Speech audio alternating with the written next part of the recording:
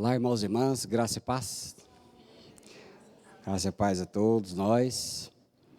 Nesse tempo, de gostosinho, nós vivemos, Eu sempre digo que o nosso Deus é tão perfeito que Ele não deixou que a gente vivesse no tédio, Que quando você está entediado, vem o frio. Quando está entediado, vem o calor.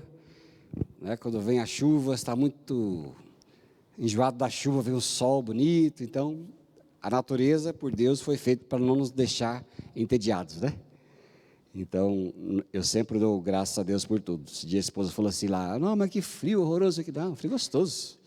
Frio está uma delícia, E vai curtir o frio. Ontem eu e o Gabrielzinho aqui, nosso líder dos jovens, fomos andar de bike, às 8 da noite. Já souberam? Foi uma travessia mesmo.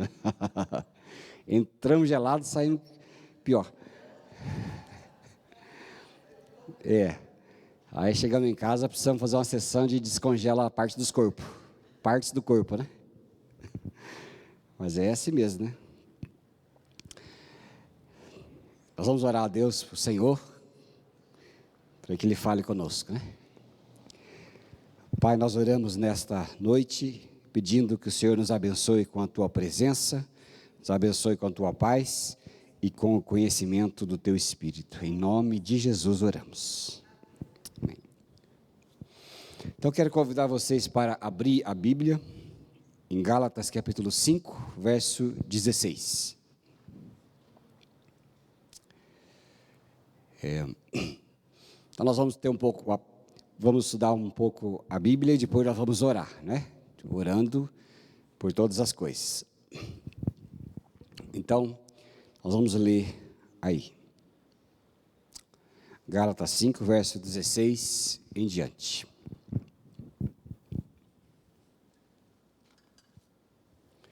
Vou pegar esse aqui que está mais próximo à versão aí de cima, porque daí eu posso ficar aqui. Então vamos lá. Então diz assim a Bíblia, olha. Digo, porém, andai no Espírito e jamais satisfareis a concupiscência da carne, porque a carne milita contra o Espírito, e o Espírito contra a carne, porque são opostos entre si, para que não façais o que porventura seja o vosso querer. Mas se sois guiados pelo Espírito, não estais sob a lei. Ora, as obras da carne são conhecidas, são a prostituição, a impureza, lascívia, idolatria, feitiçarias, inimizades, porfias, ciúmes, iras, discórdias, dissensões, facções, inveja, bebedices, glutonarias e coisas semelhantes a estas, a respeito dos quais eu vos declaro, como eu já fiz e preveni, que não herdarão o reino de Deus os que tais coisas praticam.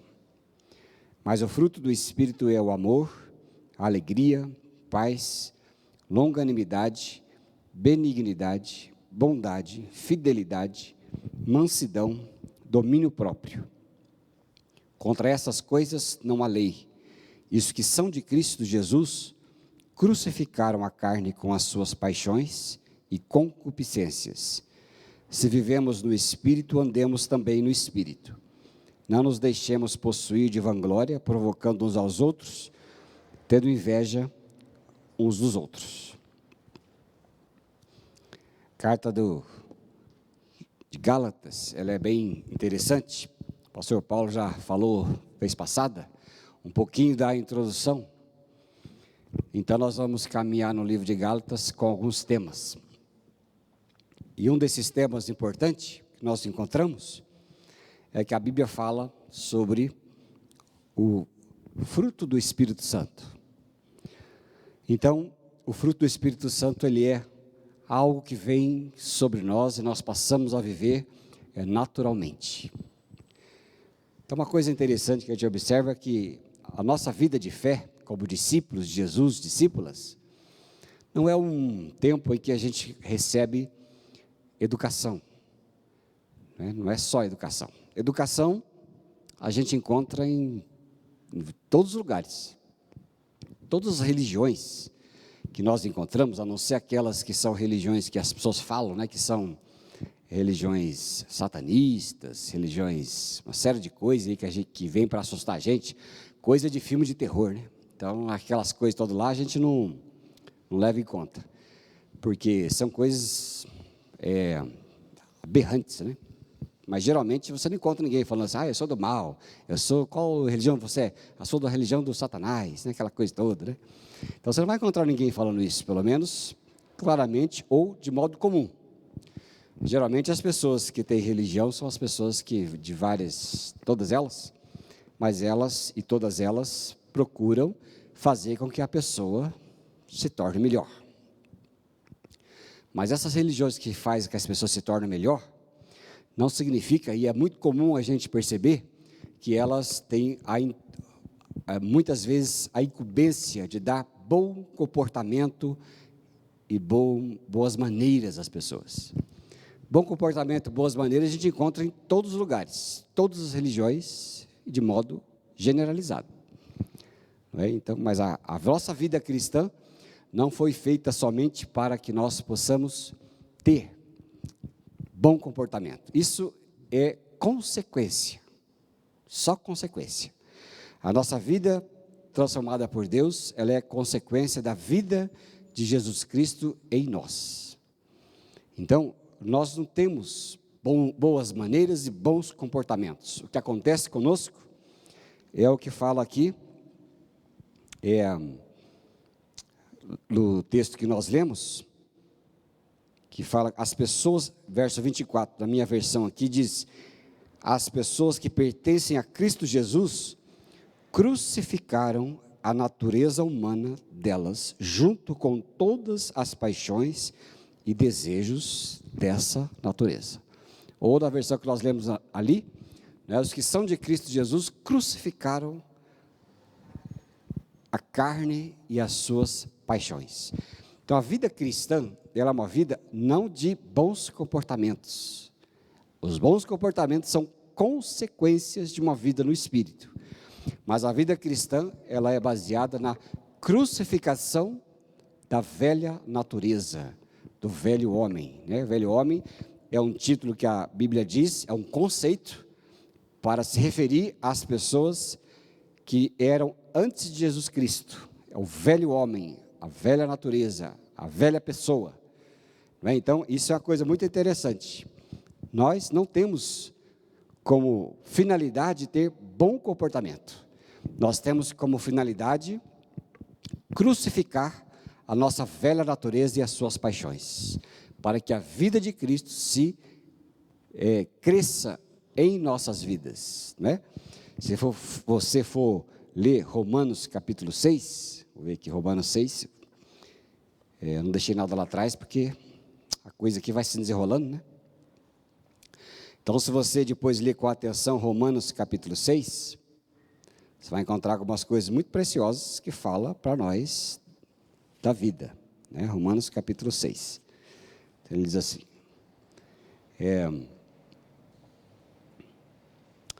Romanos 6, verso 3, diz assim, ou porventura ignorais que todos nós que fomos batizados em Cristo Jesus, fomos batizados na sua morte? Fomos, pois, sepultados com ele na morte pelo batismo, para que como Cristo foi ressuscitado dentre os mortos pela glória do Pai, assim também nós andemos em novidade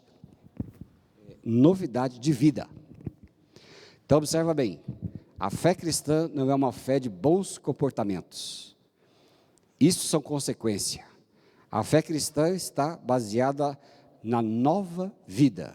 A nossa vida crucificada com Cristo e renascida com Ele. É uma substituição de vida. Nós não somos chamados a reformar o velho homem. Nós somos chamados a crucificar o velho homem. A religião reforma o velho homem. O Evangelho crucifica o velho homem. É diferente. É completamente diferente. Por isso que muitas vezes as pessoas na igreja, a gente diz que ela desvia, né, faz isso, faz aquilo outro, sai e volta às velhas práticas. Por que acontece isso? Acontece porque a pessoa entra nas igrejas no geral e elas começam a aprender alguns bons comportamentos e querem mudar. Só que quando você quer mudar somente, não resolve a fonte do problema.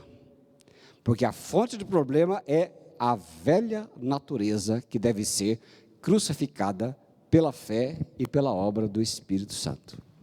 É crucificação.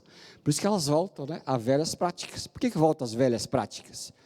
Porque elas tentou adquirir bons comportamentos na vida das igrejas. Não funciona. Ele não funciona de jeito nenhum. Logo ela volta às antigas práticas.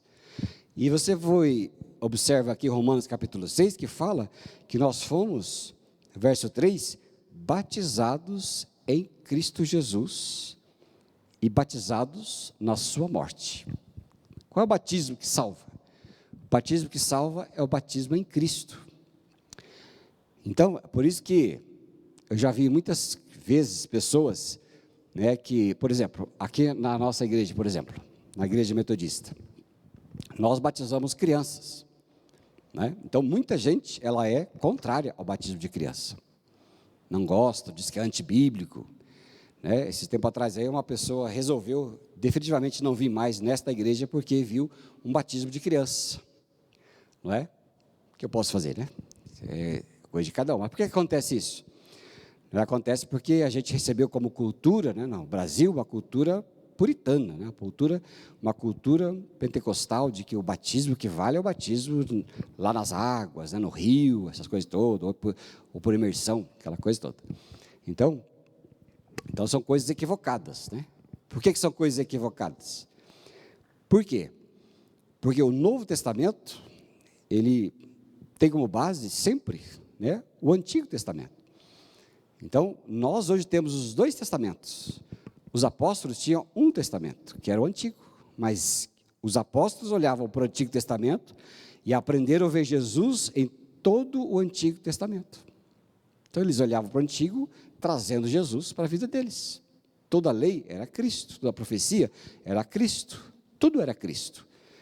Não é? Então, ali era uma coisa, né?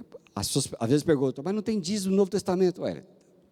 Tem, em muitos lugares, mas as pessoas do Novo Testamento sabiam que as coisas do Antigo Testamento eram para elas a sua prática comum, então não era enfatizada de forma que as pessoas exigem. E o batismo com criança também é assim, né? Lá no Novo Testamento, quando os apóstolos batizavam, por exemplo, batizavam o carcereiro e toda a sua casa, era normal e era lógico para os judeus que quando alguém era judeu, toda a sua família era judia. O judeu não esperava o filho crescer para perguntar se o filho ia ser judeu. Isso não tinha cabimento na vida do povo, da cultura daquela época. O filho crescia e era judeu. E quando os apóstolos batizavam a família e toda a sua casa, eles também, era lógico para eles. A família, pai e mãe eram cristãos e toda a sua casa seriam cristãos. Então eles batizavam eles e toda a sua casa, se tivesse adulto, criança, pequeno, todos eram batizados, né? Então essa era uma prática visível. Agora, onde está o X da questão?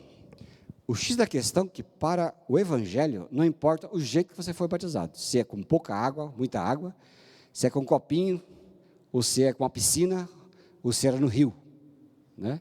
Tanto faz. A forma de você batizar quem quer que seja, tanto faz. O batismo que salva é o batismo em Cristo. O que tem de gente batizada no rio corrente e que hoje está totalmente perdido, não está no gibi.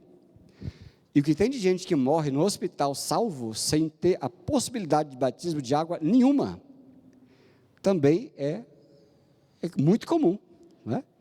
Ou você acha que nessa pandemia eu fui visitar muita gente nos hospitais, né? eu entrava na UTI de Covid, aquela coisa toda, né? Então, não morri de Covid porque Deus não quis, né? Eu já fui lá dentro do... Uma vez eu entrei aqui no Marcelino de Champagnat lá, que me fizeram colocar roupa, parecia um astronauta, né? Mas eu fui lá orar para a pessoa, e orei pela pessoa, a pessoa ficou feliz e ela faleceu. Ela faleceu, mas faleceu salva, só que eu não podia batizar a pessoa lá no hospital. Como é que é batizar a pessoa? Há uma piscina aqui que eu vou batizar essa criatura, senão ela vai para o inferno. Entendeu? Isso não funciona, né? Então, o batismo é o batismo em Cristo. Quando a pessoa nasce de novo, ela nasce em Cristo. É o batismo em Cristo. Porque o que é batismo? Né? A palavra batismo, você sabe? O que significa a palavra batismo?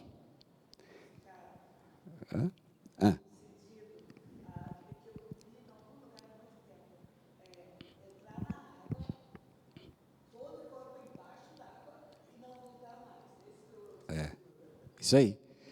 Então, a palavra batismo, essencialmente, ela é mergulho, imergir, né? Por exemplo, se eu pegar essa aliança aqui, pegar um copo d'água e colocar dentro do copo d'água, eu batizei a aliança, eu mergulhei, entendeu? Então, quando Romanos 6,13 fala, vocês ignoram que todos nós que fomos mergulhados, batizados em Cristo, somos batizados na sua morte.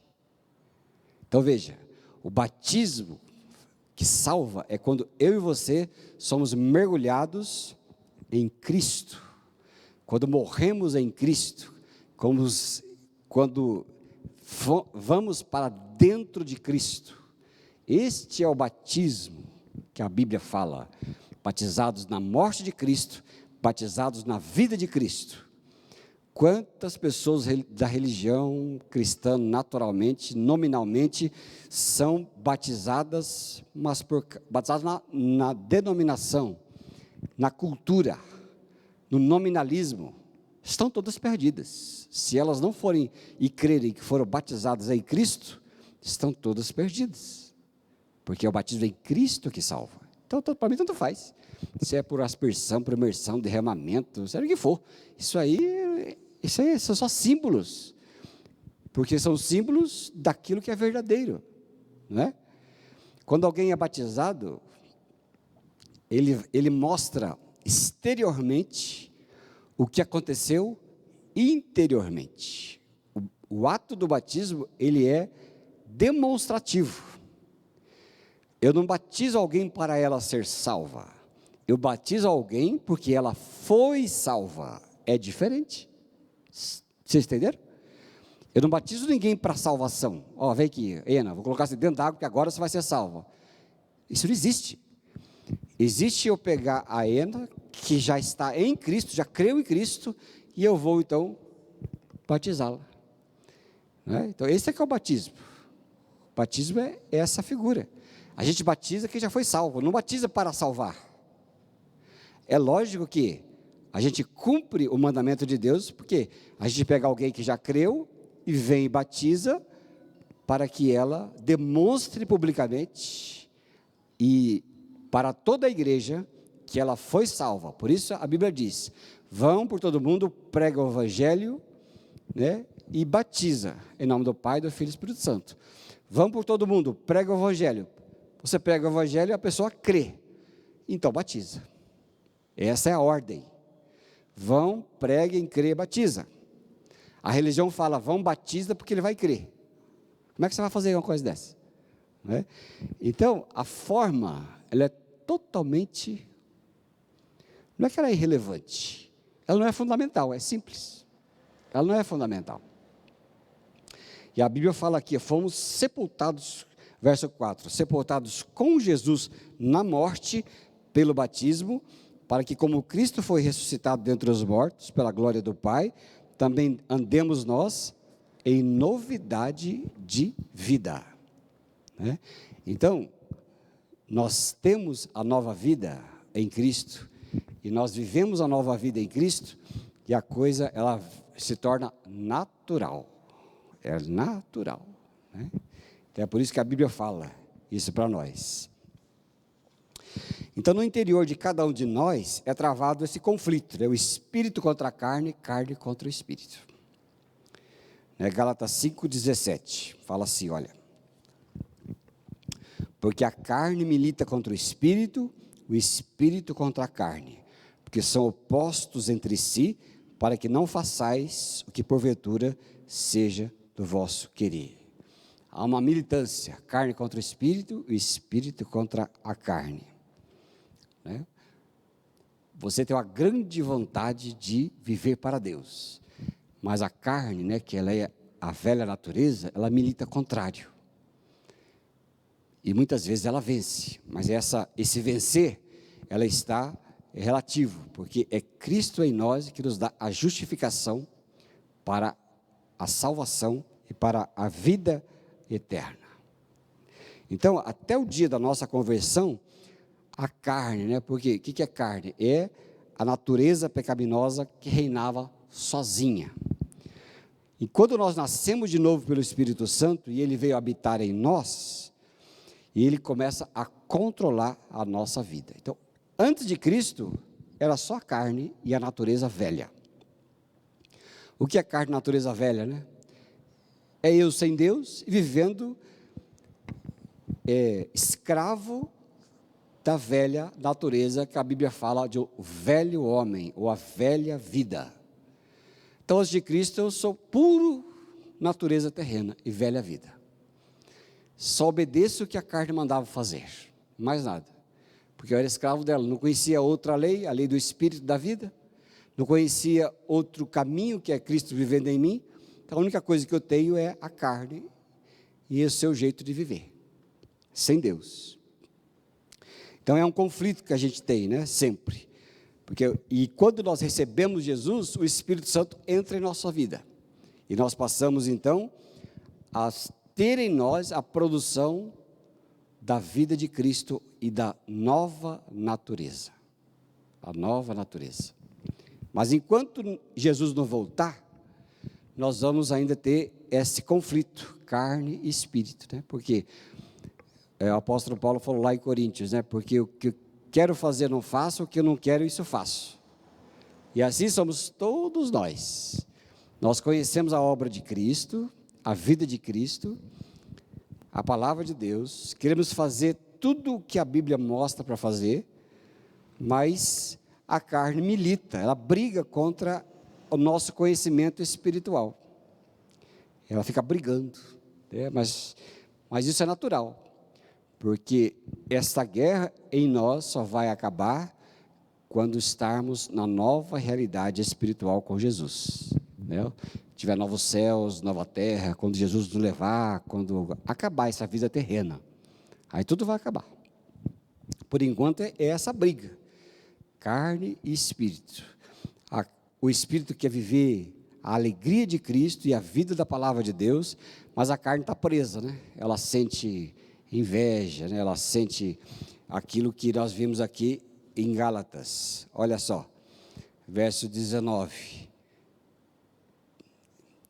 Prostituição, impureza, lascívia, idolatria, feitiçaria, inimizade, ciúme, discórdia, dissensões. Muitas vezes a carne está nisso, né? A carne está envolvida nisso. Ciúme, né? Por exemplo, chegou alguém e fala assim: olha, o pão da Elina é mais gostoso que o pão da Ena. Então, vai acontecer uma briga no coração das duas, né? Por quê? Agora vamos desenhar, né? A Ena sabe que não pode e não precisa ter inveja da Elina. E a Elina é contrária, mesma coisa. Mas ela sabe, certo? Que nem eu sei, isso é um exemplo. Mas é inevitável uma ou outra sentir ciúme. Não, meu é mais gostoso. Não, meu é mais gostoso. Não, meu é mais gostoso. Não, meu é mais gostoso, né? É inevitável, porque essa carne que nós temos aqui, ela é presa da natureza terrena. Ela é presa. Essa guerra só vai deixar de existir na glorificação de tudo, acabar com todas essas impurezas que nós temos, né? Que nós vivemos na salvação em 3 tempos, certo? Qual é a salvação em 3 tempos? Eu fui salvo do pecado, estou sendo salvo do poder do pecado e serei salvo da presença do pecado. Olha que rolo. Olha que rolo que a gente vive aqui nesta terra, enquanto cristãos. Então, eu fui salvo, estou sendo salvo e serei salvo. E esses são os 3 tempos. Fui salvo do poder do pecado, da sua condenação, quando criei em Cristo. Nasci de novo. Estou sendo salvo por quê? Estou sendo salvo da velha natureza. Então, por exemplo, uma das duas sentiu ciúme da outra, ela sabe, mas sentiu ciúme. Mas sabe que não quer sentir ciúme. Mas sabe que é ser liberto desse ciúme. Então é o estou sendo. Então todos nós fomos e estamos sendo. Até que vai chegar no dia em que nós seremos. Que dia que é esse? É o dia de fim de tudo. Novo corpo, nova vida, nova natureza, a natureza de Cristo plenamente, acabou essa coisa arada aí. Então a salvação ela é essa, em 3 tempos. Hoje nós estamos sendo e com a esperança de que seremos. Não é legal? E não é complicado? E não é uma guerra? Não precisa entender tudo isso aí não, tá? Isso aí a gente vai vivendo aos poucos. O importante é saber. Então, na prática, como que eu vivo isso? Na prática é assim, eu desejo tanto ser de Deus, e vou vivendo, aos poucos vai acontecendo. Isso é a prática. O que não pode acontecer é de você ficar chateado, angustiado, e se sentir um derrotado, porque você sente essas coisas ruins e negativas que são da carne. Não precisa. Por quê? Porque Deus nos entende, Ele sabe o processo que está acontecendo dentro de nós da salvação. Amém? Ele conhece. Não precisa ficar, tem gente que sai da vida, comunhão da igreja, porque se sente a pior criatura. Aí é a vitória do diabo. Porque todos nós que estamos aqui sabemos que ninguém aqui está, todos nós aqui estamos anos-luz da perfeição. Entendeu? Anos-luz, o que eu quero dizer com anos-luz? É que fica tranquilo, é longe mesmo, é muito longe da perfeição. Não tem menor, e outra coisa, não é só longe, é impossível ser perfeito e a perfeição. Aquele que quer ser mais perfeito cai no outro pecado, do perfeccionismo, fica doente, adoece, aí piora tudo, né? Então não tem saída. Qual que é a única saída? Descansar em Cristo. Qual que é a saída de descansar em Cristo? Tudo o que Deus o Pai exige de nós, o Filho providenciou. E é por isso que Deus se agrada do Filho e não de nós. Ó, eu vou lá Efésios 1, vou ver aqui primeiro. Ó, Efésios 1.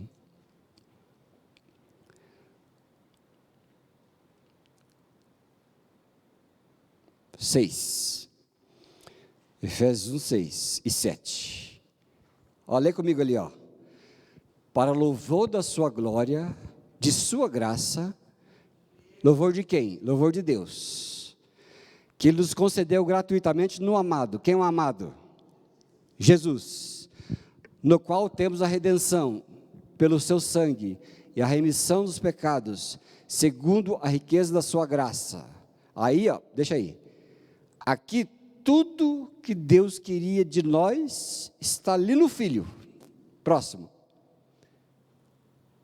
Que Deus derramou abundantemente sobre nós, em toda a sua sabedoria e prudência.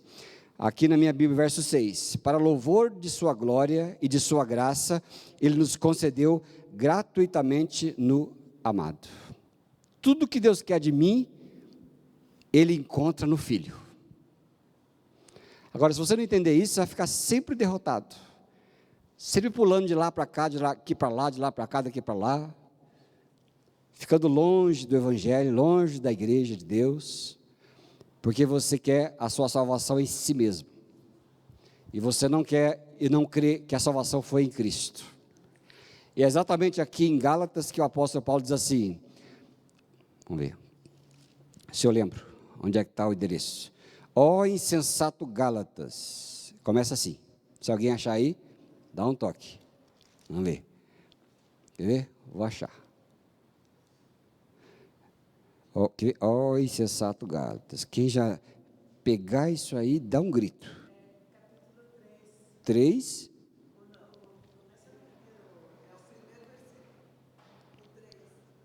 Oh. Estou lendo Efésios aqui, vê se pode. Não ia achar nunca mesmo, né? Gálatas 3:1. Ó Gálatas insensatos, quem vos fascinou, vós outros, antes cujos olhos foi Jesus Cristo exposto como crucificado? Quero saber só isto: recebestes o Espírito pelas obras da lei ou pela pregação da fé? Sois assim tão insensatos que, tendo começado no Espírito, querem agora serem aperfeiçoados na carne? Então essa é o caminho da religião e que muitos crentes se enrolam. Chegam crendo pelo Espírito, aí ficam todo religiosado e começam a querer terminar na carne. O Espírito salvou, Deus fez crer pela sua graça, Deus o salvou, aleluia. Agora querem terminar com esforço próprio, esforço da carne. Agora eu não vou mais mentir, agora eu não vou mais fazer, agora eu vou mais tomar jeito, agora eu vou me esforçar. Aí começa, e aí o que o apóstolo Paulo fala? Começaram no Espírito, quer terminar na carne. Na carne só há falência, só há falência na carne. Começa no Espírito e termina no Espírito.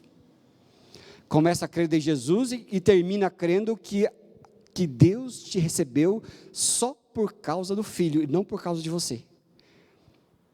Vou ser bem radical aqui, ó. Tem gente que creu, foi salvo, mas tem tanta coisa pendendo na vida dele que nunca vai conseguir mudar. Nunca. Vai para o céu? Claro que vai. Porque é pela graça de Deus. É lá que ele vai ser completamente purificado. O que Paulo está falando é que começou na graça do Espírito e começa a acreditar que se ele não melhorar, se ele não mudar, ele vai para o inferno. Aí está terminando na carne. E é perigoso ir para o inferno mesmo. É perigoso ir para o inferno. Porque é por Cristo, gente. A nossa vida cristã espiritual começa em Cristo e termina em Cristo. Ela não começa em Cristo e termina comigo, na carne, com Fábio. Porque é assim que funciona, na religião. Começa com o Cristo, né? E vamos supor, a Sueli quer terminar na Sueli. Lascou. Acabou, falência completa. Agora a Sueli tem que começar em Cristo e terminar com a fé em Cristo. Quando acontecer do fruto do Espírito começar a se manifestar na vida dela, é pura e simplesmente por obra do Espírito Santo, e não dela. Porque se começar, ela crê que é ela, tem muita chance e possibilidade de ela se perder porque ou não creu que Cristo começou, e se Cristo não começou, vai para o inferno. Agora, se Cristo começou, ela termina em Cristo, porque a obra é natural. Natural. Entendeu? Isso é o evangelho. O resto é religião. Mas isso é evangelho.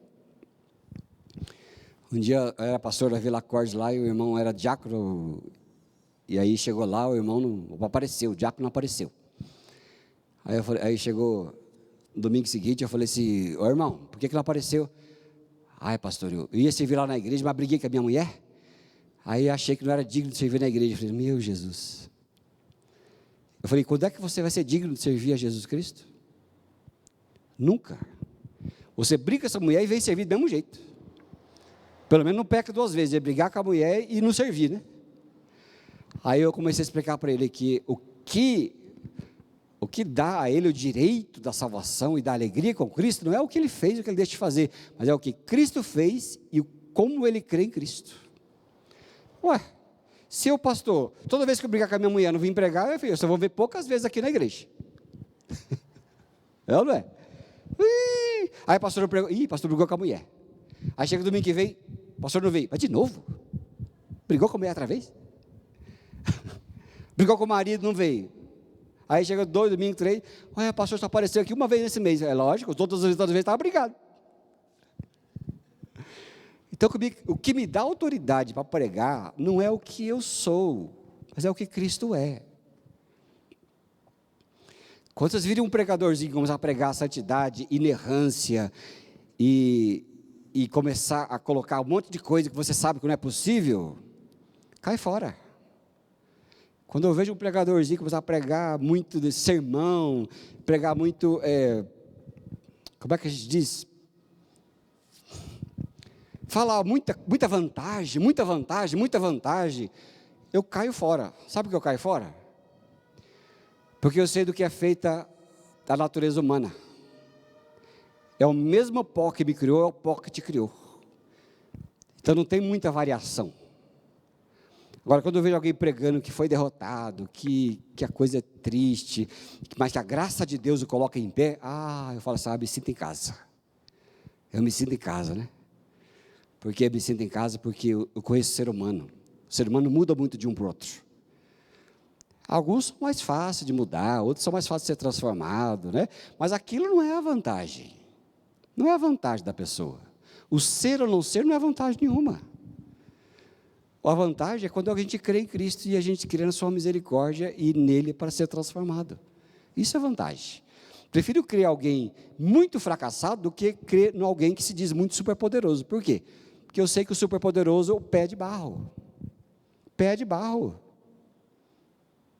Eu creio que o superpoderoso não está falando a verdade. Lembro muito bem dos 20 anos atrás, quando era a moda de não ficar doente. Que era a moda que os crentes não podiam ficar doentes, de jeito nenhum. E a pessoa que pregava que não podia ficar doente, um dia ficou doente e quando foi no hospital não queria se identificar. Porque era o pregador da saúde absurda e plena. Como é que eu, pregador de que Deus curou e cura tudo, vou estar aqui no hospital internado com essa doença? Pé de barro, não é? Quando eu fico doente, eu oro, eu creio que se Deus quiser fazer, Ele faz. Se Deus não quiser fazer de outra maneira, Ele faz. Se Deus quiser curar do coração, Ele cura. Se Deus quiser colocar uma ponta de safena, Ele põe também. Porque isso aqui é tudo, isso aqui é pó, gente, isso aqui vai acabar tudo. Não vai? Esse corpo vai acabar, cada vez o óculos tem que ficar mais forte. E eu ainda acho que a coisa é por aqui. Não é por aqui, é por lá. É por Deus. Aqui tudo vai acabar. Né? A gente está envelhecendo? Quem sente envelhecido aí? A gente sente, né? Antigamente eu andava 60 km de bicicleta, hoje nos 45 estou... Dá uma preguiça danada. Aí eu falo, a idade. Com esse frio ainda, né? Até que eu fui ontem ainda. Então, gente, é Cristo, somente Cristo. É obra da palavra de Deus. Então, o fruto do Espírito, ele tem 3 coisas muito legais. Primeiro, a origem do fruto do Espírito, ela é sobrenatural. Enquanto as obras da carne são naturais, mas o fruto do Espírito, ela é sobrenatural. A gente tem que ser humilde e saber que não podemos produzir esse fruto. Vem de Deus. Não queira mudar, mas peça para Deus te mudar. Olha a diferença que existe. Aí você fala assim, não, o pastor diz que lá ninguém precisa mudar na igreja. Estou falando isso?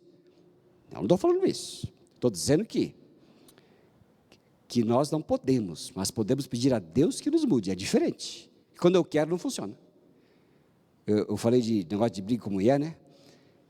Toda vez que a gente brigava, ela falava assim, você promete que vai fazer mais? Eu sempre prometia. Mas onde é que vai dar isso? Vocês sabem, né? Não dá em nada. Você sempre faz de novo. Até que chegou um dia, depois dos 10 anos, eu falei assim, você promete que não vai fazer mais isso? Eu não prometo. Eu quero não fazer, mas eu não prometo, porque eu acho que vou fazer. Aí eu caí em mim, né? E a esposa caiu na dela. Que não adianta, né? Nos casais, a pior coisa que existe é quando um quer mudar o outro. A desgraça está feita. A desgraça dos casais está feita aí. Quando você quer mudar o marido, ou o marido quer mudar você. Lascou. Ou quando a mãe quer mudar a filha quer mudar a mãe. Pronto, lascou também. Não é? Não, gente, é Deus quem muda. Ora a Deus, né? Lá no curso Casados para Sempre a gente aprende. Não queira ser o Espírito Santo da sua mulher ou o Espírito Santo do seu marido. O Espírito Santo, deixa o Espírito Santo vir fazer. Ore a Deus para que mude a criatura. É ou não é? Aí é diferente. Porque nós não podemos. Ô Fabi, acende ali para nós, Tiago 1,17. É uma coisa muito interessante. Tiago 1,17. Vamos ler junto? Toda boa dádiva, todo dom perfeito são lá do alto, descendo do Pai das luzes, em que não pode existir variação ou sombra de mudança.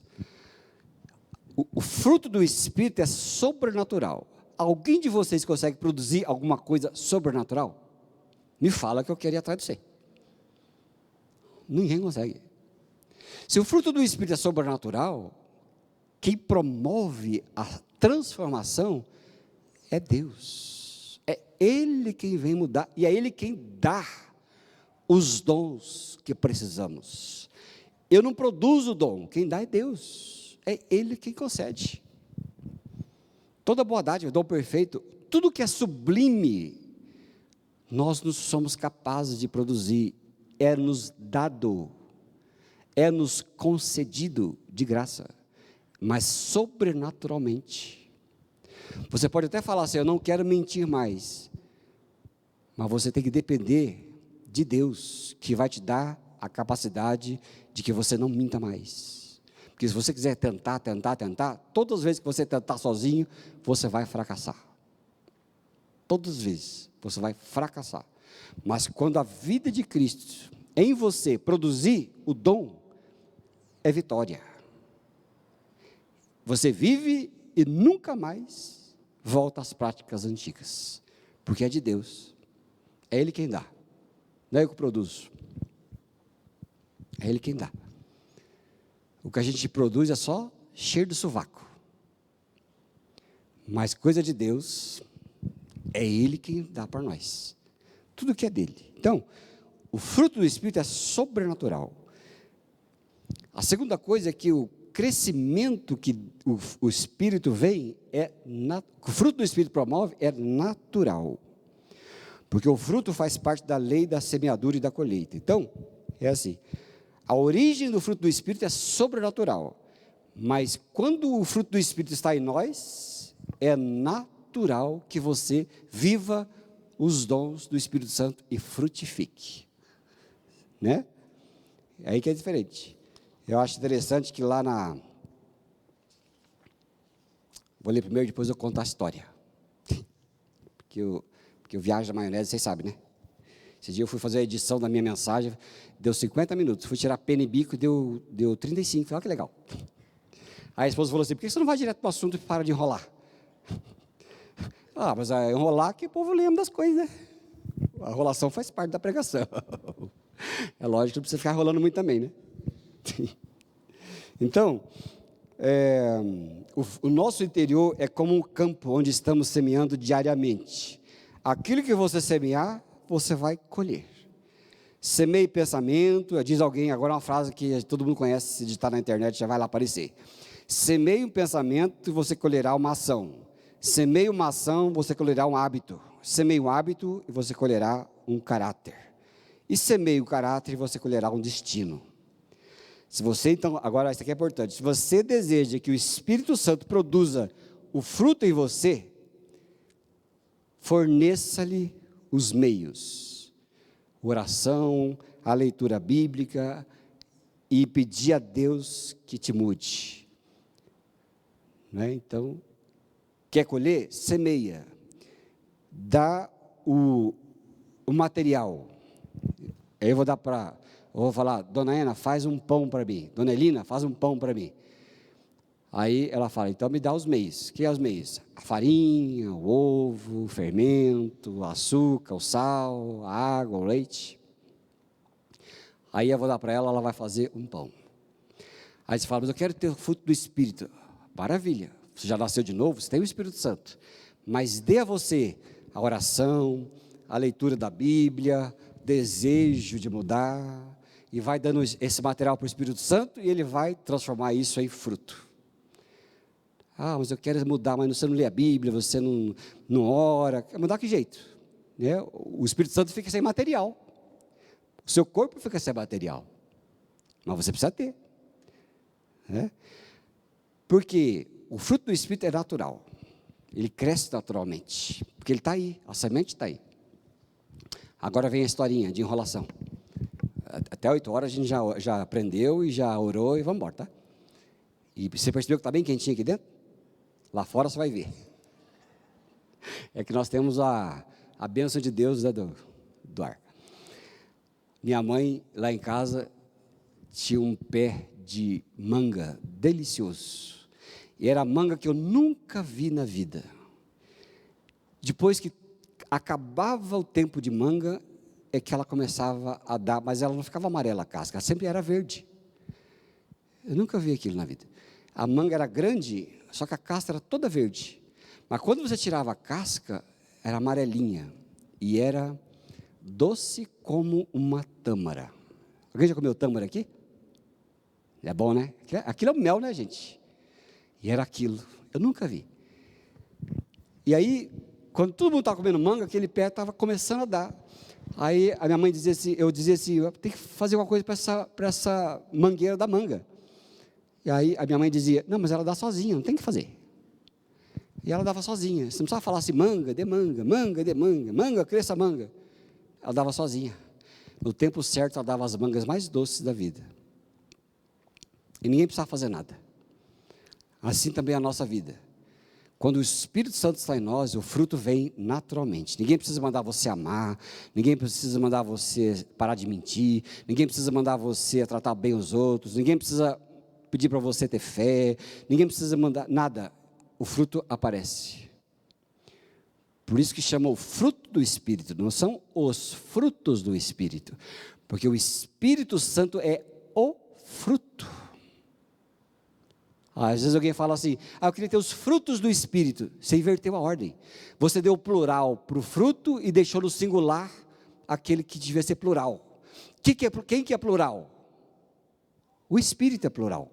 E o fruto? É singular. Por que é o singular? Porque o fruto, ele produz o que o Espírito pede para ele produzir. É como se tivesse uma árvore com manga, com uva, com quê? Com melancia, goiaba, é tudo uma árvore só, mas não tem uma árvore só, né? São várias árvores. Mas, para desenhar, para a gente entender, o Espírito Santo é a árvore completa.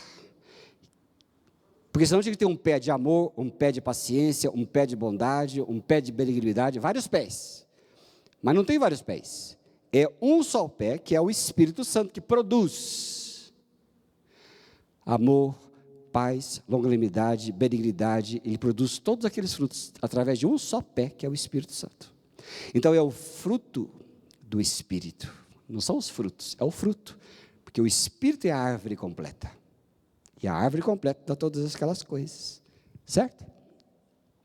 Então, quando você precisa de amor, o Espírito dá. Quando você precisa de paciência, o Espírito dá. Quando você precisa de longanimidade, o Espírito dá. Quando você precisa de paciência, o Espírito dá. São todos os frutos daquele Espírito.